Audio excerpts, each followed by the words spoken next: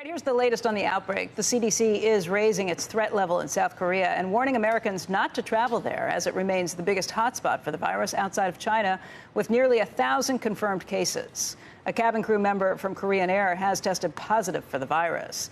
The airline has shut its office at the country's largest airport. Details of the routes and flights flown by the employee have not been made public yet. In the meantime, South Korea plans to test more than 200,000 members of a church at the center of the outbreak there.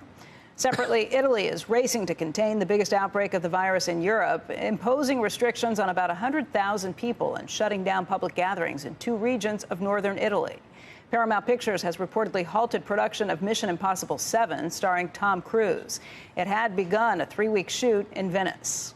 Let's get to Eunice Yoon in China, where the government is encouraging its citizens to get back to work. Eunice, what can you tell us this morning? And by the way, it's good to see you.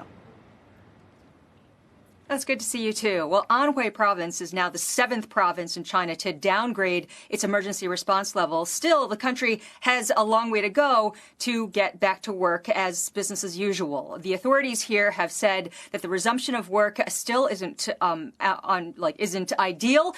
For example, the Ministry of Information Technology and Industry said that the resumption of work at small and medium-sized companies is only at 30%. Also, the Transport Ministry put out some numbers saying that projects have stalled, including for the railways and airports. Construction on highways has yet to recover. A lot of those projects are done by migrant workers who have either not been able to travel or who have been reluctant to travel. Now, the authorities here have also said that they will continue to ban flights in and out of Hubei province, the most affected province, and schools have again extended their closures. So Guangdong province was just the latest to join Shanghai, saying that campuses would stay shut until further notice while students resume their studies online from March 2nd.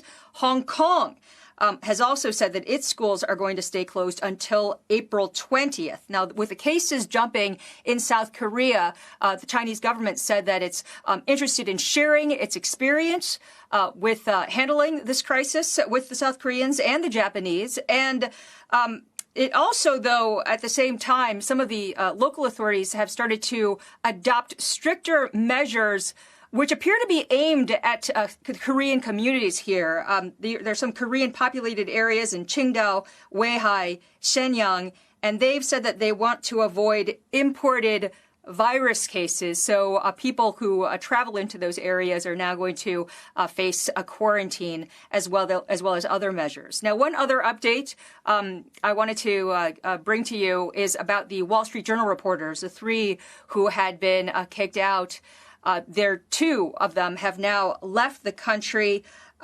Josh Chin, who he tweeted out, now out of China, can't express the depths of my gratitude to all the readers, colleagues, and friends who've reached out in support.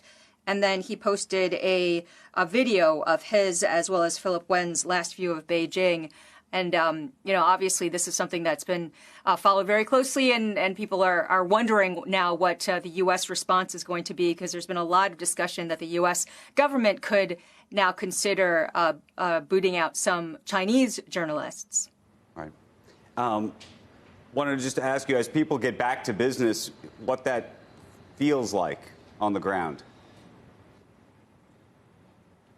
Well, there are people who are, you feel that there's more activity on the streets. You feel that there are more people in shops, but it's definitely not at the same level as you'd expect, especially in the city. And again, one of the concerns here in Beijing is, is that once you start to have a flood of people coming back in, do you start to have more outbreaks of cases? So that's the main concern for a lot of the major cities. Have they relaxed the restrictions on how difficult it is to get in and out of your housing complex?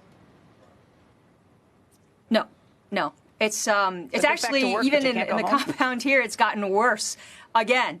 So I just noticed today that we're only allowed to have 4 people inside the elevator, and that was just posted today. So the restrictions keep getting higher, even though the authorities here want the economic activity to rise as well.